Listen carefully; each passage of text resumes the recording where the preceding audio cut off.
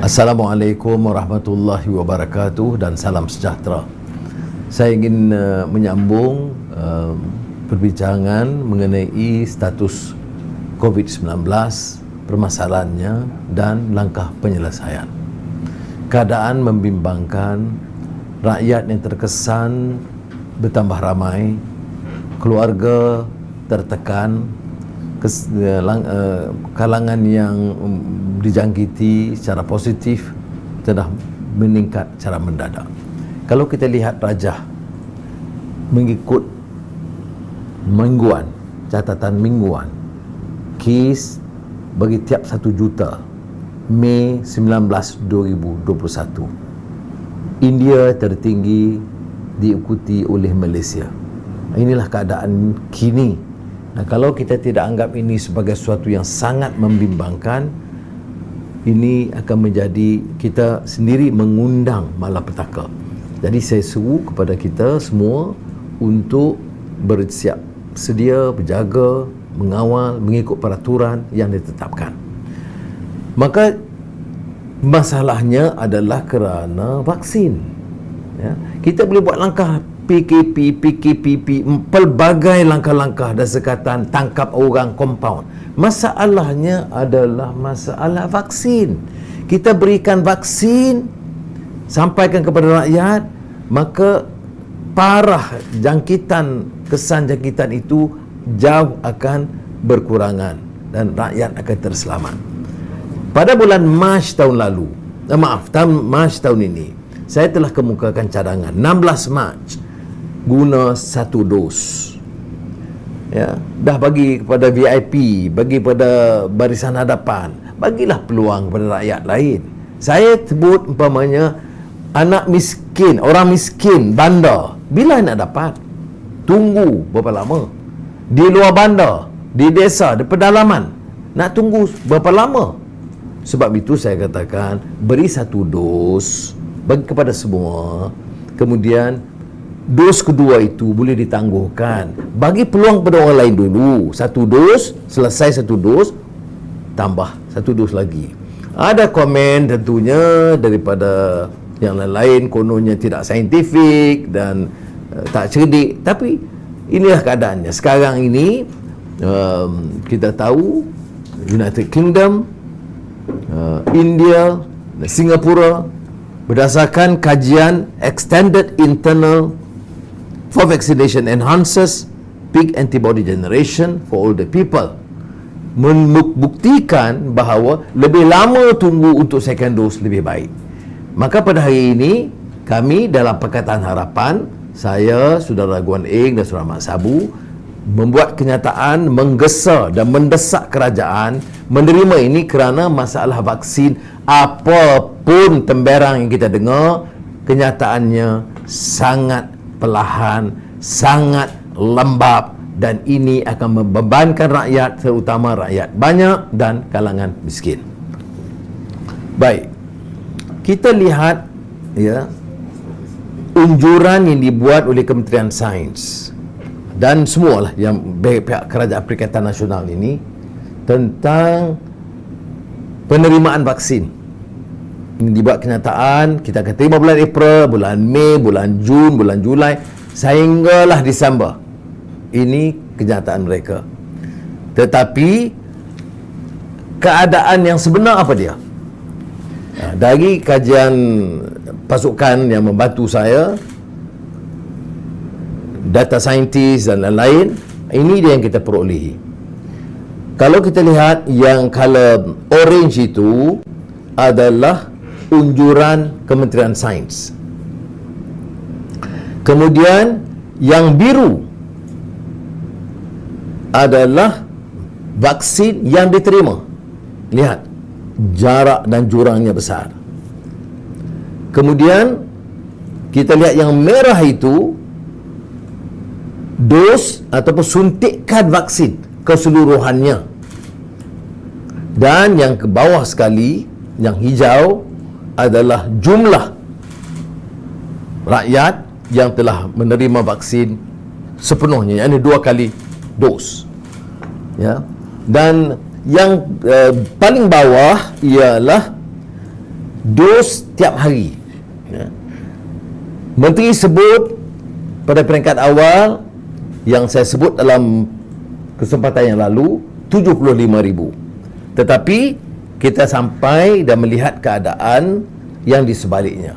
Jadi kalau kita lihat di sini, dari unjuran dan kesenjangan yang berlaku, kekurangan hampir 3.6 juta daripada unjuran. Jadi kita tidak akan capai mengikut unjuran, melainkan ada penambahan mendadak segera berjuta-juta yang akan diterima. Baik. Jadi dibangkitkan juga tentang, kalau kita lihat rajah ini mengikut Kementerian Sains atau Kerajaan, April vaksin 1 juta, Mei 4 juta, dan bulan Jun 9 juta.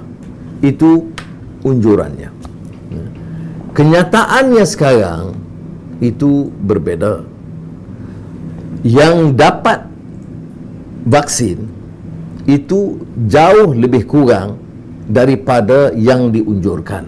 Maknanya ada kekurangan 450,000. Itu bulan April. Kalau kita bawa ke depan bulan Mei, kekurangannya itu mencecah hampir 3 juta. Ini yang kita bangkitkan, bahawa unjuran itu tidak munsabah dan tidak melihat kepada kehadiran dan penerimaan vaksin. Kalau ikut Jun, penerimaan vaksin 9 juta dan dapat memberikan dos 18 juta, dan ini tidak berlaku. Sebab itu saya tegaskan, soal maklumat, data yang lengkap harus diperoleh. Kita tengok apa masalah dia. Perdana Menteri dan menteri-menteri memberitahu bahawa sekarang ni vaksin ini hanya memihak kepada negara-negara barat, negara kaya. Ada kebenarannya. Tapi kita lihat data ini, rajah ini, Sinovac dan Sinopharm yang membuat pesanan dan yang menerima. Lihat Thailand 7.6 juta yang diterima 59%, Indonesia 140 yang diterima 48%, Turki 100% yang diterima 20 juta, 20%. Ini disebut kepada saya oleh Presiden Tayyip Erdogan 2 malam yang lalu. Philippines, Mexico. Malaysia yang dipesan 15 juta, yang diterima 1 juta, 7%. Mengapa begitu teruk keadaan di Malaysia ini? Apa Perdana Menteri sibuk sangat, tak boleh hubungi Perdana Menteri negara China untuk meminta supaya disegerakan dan ditambah? Padahal kalau kita lihat Menteri Luar negara China telah memberikan keutamaan kepada Malaysia dalam kunjungan Wang Yi, Menteri Luar, untuk memberikan, dan sebab itu Indonesia, Turki itu mendapatkan kemudahan yang lebih baik. Apa masalah Malaysia ini? Apa yang Menteri buat? Menteri Luar gelar abang besar, Big Brother. Apa jadi abang besar kamu ni?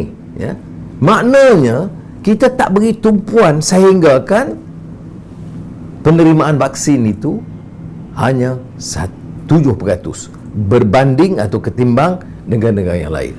Baik. Satu lagi ialah Sinopharm.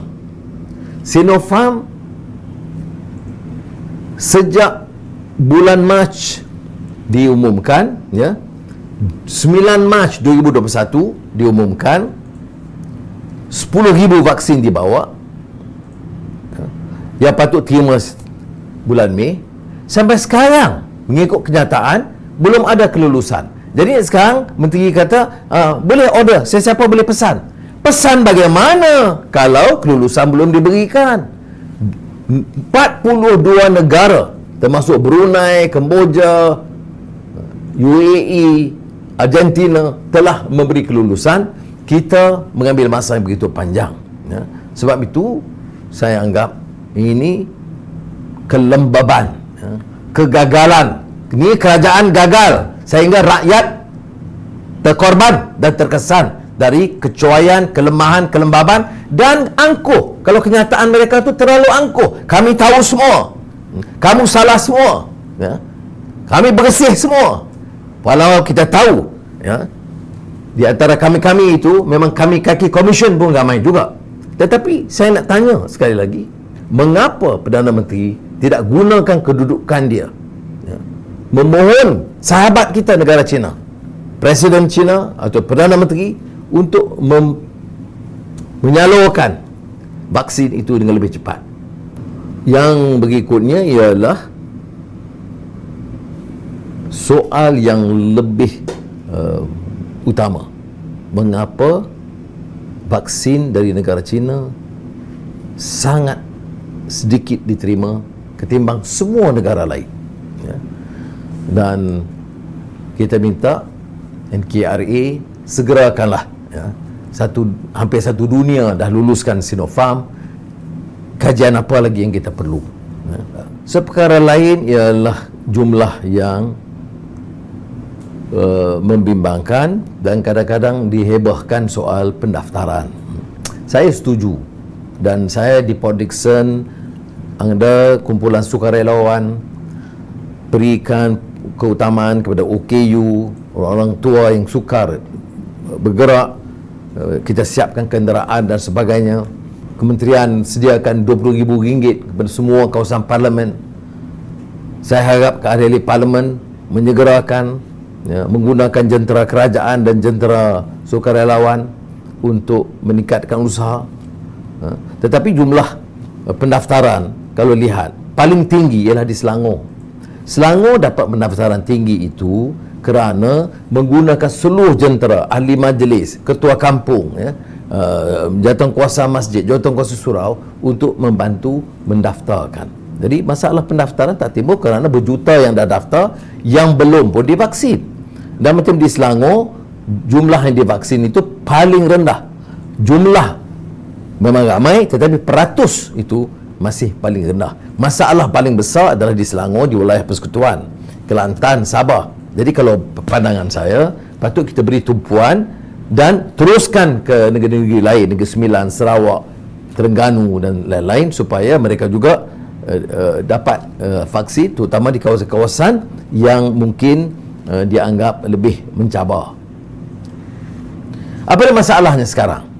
Pertama, data itu ketinggalan. Kita dari segi yang saya kemukakan itu kerana data saintis kita itu kumpulkan dari semua maklumat yang lain, kerana data dari kerajaan itu masih dirahsiakan. Apa seorang menteri jawab bila Selangor minta, dia kata ini takut kerana ada masalah. Masalah apa? Ini bukan untuk Selangor. Data ini patut semua rakyat tahu. Di mana, kampung mana, daerah mana, ya. Dan yang terkesan, dan supaya mereka boleh ambil langkah-langkah. Kalau kita cuai, tak jaga penjarakan dan pembatasan sosial, ataupun tidak gunakan pelitup muka, maka bahayanya akan menimpa kita. Tapi kalau ada data membuktikan itu yang tidak dirahsiakan, ya, maka boleh kita ambil langkah yang lebih segera. Di kebanyakan negara yang maju, kita dapat data dalam tempoh 3 hari.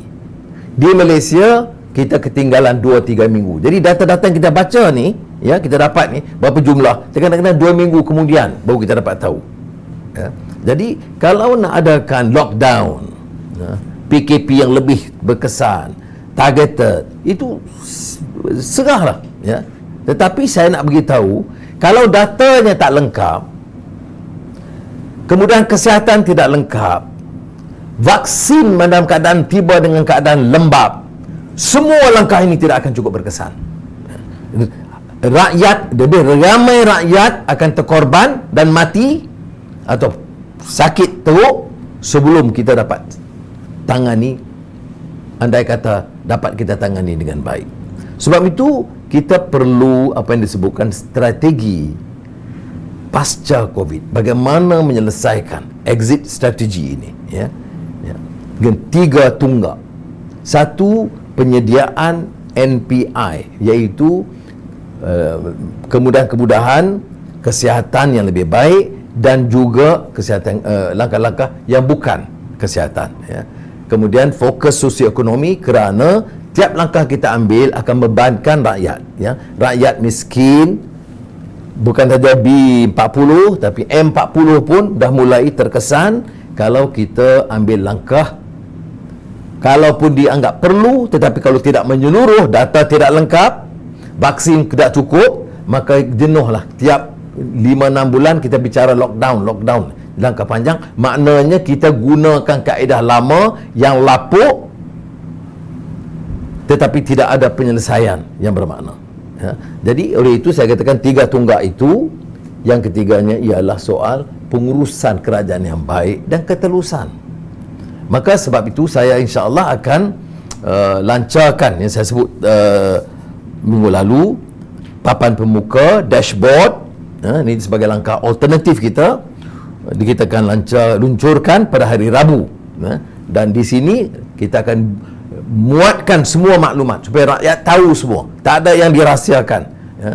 Kalau kerajaan nak pertikai, dia keluarkan maklumat dia untuk serahkan kerana dia nak rahsiakan. Dari yang kita kumpulkan, yang saya sebut daripada semua findings ini, ya, Oxford, Google, Facebook dan lain-lain ini, maka kita akan dedahkan kepada rakyat, dan kita minta supaya badan-badan penyelidikan, universiti dan lain-lain itu menyertai, dan supaya ada strategi yang jelas. Apa dia penyelesaiannya?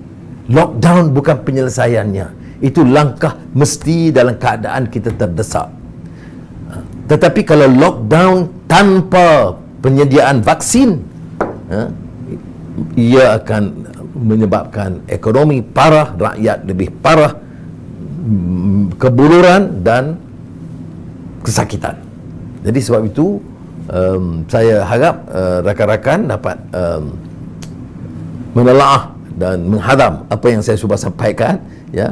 Ada orang bayangkan ini sebagai umpamanya menyerang atau tidak. Sebab itu saya hanya bergantung kepada data dan sains. Saya simpulkan, ya, strategi ini tidak boleh lari daripada data dan sains. Langkah penyelesaian COVID-19 ini juga tidak boleh lagi daripada kenyataan ini. Kalau kita hanya nak guna ini sebagai langkah untuk mengukuhkan kedudukan kita masing-masing, malas bekerja, lembab dan sombong, angkuh untuk mendengar pandangan lain, pakar-pakar kita dari universiti, dari swasta, pakar-pakar sains, maka strategi pasca ini atau exit strategi tidak akan ada. Semoga Allah SWT memberikan kekuatan. Wabillahi taufiq wal hidayah. Wassalamualaikum warahmatullahi wabarakatuh.